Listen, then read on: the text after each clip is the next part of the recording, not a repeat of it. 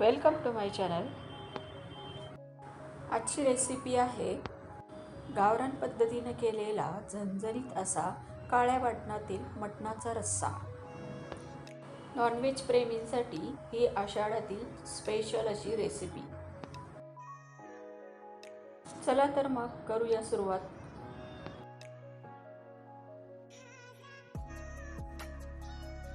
सर्वात आधी मी इथे आलं लसणाची पेस्ट बनवून घेतलेली आहे। आता मटण शिजवून घेऊ। इथे मी मटणासाठी कुकर वापरते आहे, तुम्ही पातेल्यामध्ये पण बनवू शकता। कुकरमध्ये थोडंसं तेल घेऊन बारीक चिरलेला कांदा व्यवस्थित परतून घेऊ। आलं लसूण पेस्ट, हळद टाकून हे व्यवस्थित परतून घेऊ। आता यामध्ये स्वच्छ धुतलेले अर्धा किलो मटण टाकून हे पुन्हा एकदा व्यवस्थित परतून घेऊ आणि मंद आचेवरती थोडं 5 मिनिट झाकून ठेवू। यात थोडेसे मीठही टाकलेले आहे।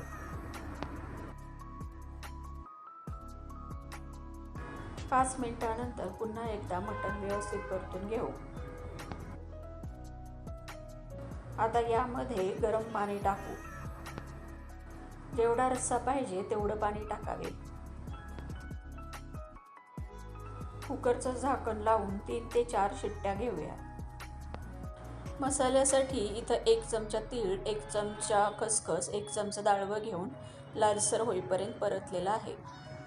कांदा, सुकं खोबरं, टोमॅटो गॅसवरती चांगले भाजून घेऊ।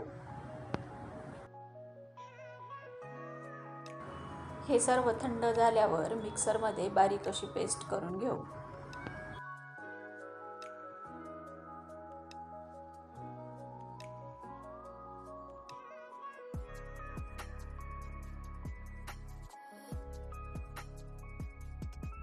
मटण शिजेपर्यंत इकडे आपण फोडणीची तयारी करू।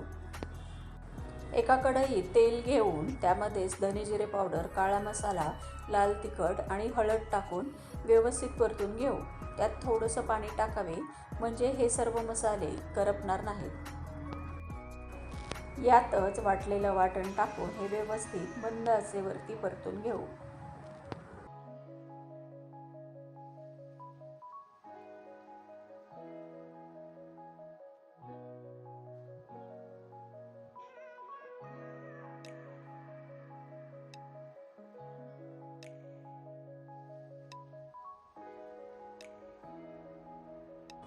इथे बघा मटण व्यवस्थित शिजलेले आहे।